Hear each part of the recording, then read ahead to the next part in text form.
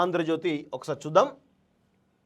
అన్ని యాడ్లే, మొత్తం IIT Yardley, మొత్తం అవే మామూలుగా ఉండదు. అందుకే ఈ శ్రీ చైతన్య నారాయణ కాలేజీల మీద వీళ్ళెందుకు ఈ ప్రధానమైనటువంటి మీడియా, శాటిలైట్ మీడియా కానీ ప్రింట్ మీడియా కానీ నారాయణలో జరిగేటువంటి అకృత్యాల విషయంలో కావచ్చు, ఈవెన్ శ్రీ చైతన్యలో జరిగేటువంటి అకృత్యాల విషయంలో కావచ్చు, ఒక్క మాట ఒక్క న్యూస్ కూడా వేరు. ఎందుకంటే వీళ్ళకు ఇటు ఇంటర్ ఫలితాలు రాగానే లక్షలలో 50 లక్షలు 60 లక్షలు యాడ్లు ఇస్తారు, ఇటు ఐఐటి జేమ్స్ మెయిన్ రాగానే పెద్ద ఎత్తులు ఇస్తారు, ఏట్రిబుల్ ఎంసెట్ ఇట్లా ప్రతి రాగానే 50 లక్షల యాడ్లు ఇచ్చేస్తారు. అంటే సంవత్సరానికి ఒక 2-3 కోట్ల రూపాయలు ఇస్తారు. కాబట్టి ఒక్క యాడ్ కూడా ఈ ఇష్యూస్లో ఏవైతే నారాయణ ఇష్యూస్ కానీ ఈవెన్ చైతన్య ఇష్యూస్ కానీ ఒక్కటి కూడా అందులో జరిగేటువంటి అక్రమాలు అనే విషయంలో ఒక్క న్యూస్ కూడా వీళ్ళు వేయరు.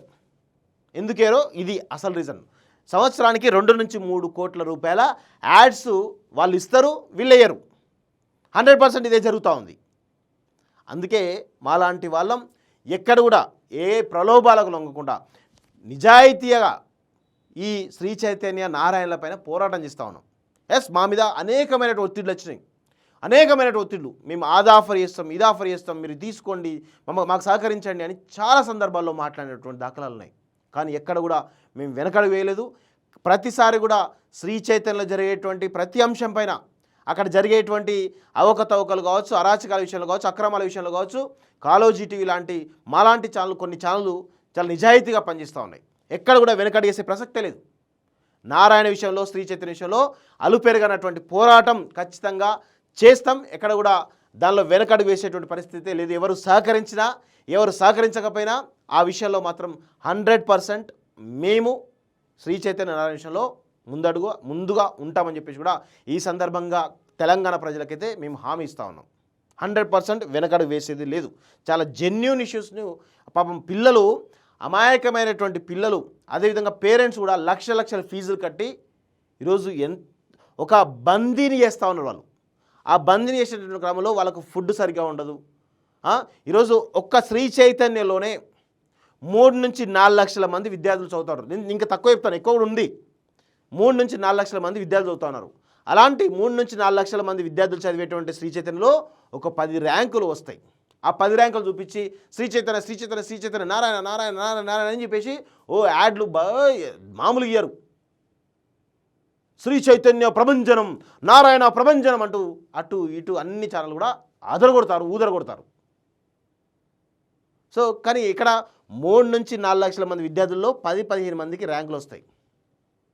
ఇది వాళ్ళ యొక్క వ్యవహారం. ప్లస్ గుర్తుపెట్టుకోండి, చదివేటోడికి సపరేట్ బ్యాచ్ పెట్టేస్తారు, చదివినోడికి వాడిని వదిలేస్తారు. ఎందుకంటే వాడు ఫీజులు కడతా ఉన్నారు లక్షలు, ఆ దొబ్బి తినడానికి ఈ శ్రీ చైతన్య నారాయణ పనిచేస్తూ ఉంటుంది తప్ప ఏది ఉండదు. వాళ్ళు 3-4 లక్షల మందిలో ఒక 100 మందినో 200 మందినో ఒక బ్యాచ్గా తీస్తారు. వాళ్ళంతా చదివే బ్యాచ్ అని చెప్పేసి వాళ్ళకి సపరేట్ ఒక క్యాంపస్ పెట్టేస్తారు. వాళ్ళు అక్కడ రాకుతూ ఉంటారు, వాళ్ళకు క్వాలిటీ ఎడ్యుకేషన్ ఇస్తూ ఉంటారు.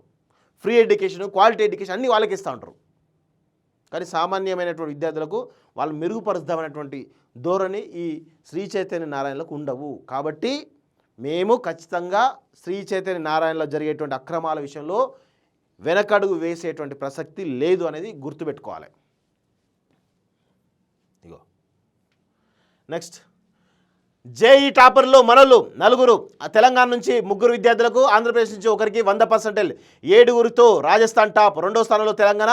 జేఈ అడ్వాన్స్డ్ 2,50,236 మంది అర్హత. ఓపెన్ కేటగిరీలో 93.10% వరకు, ఓబీసీ కట్ ఆఫ్ 79.43 వరకు, ఎస్సీలకు 61.15%, ఎస్టీ కేటగిరీలో 47.90% వరకు ఛాన్స్ అంటూ చూస్తూ ఉన్నాం. సో ఇక్కడ షణ్ముఖరయ్య సాయిరెడ్డి, ఈమె సాయి మనోజ్ఞ అని చూస్తాం కదా. ఈమె ఎవరు ఇక్కడ భాష్యం అట.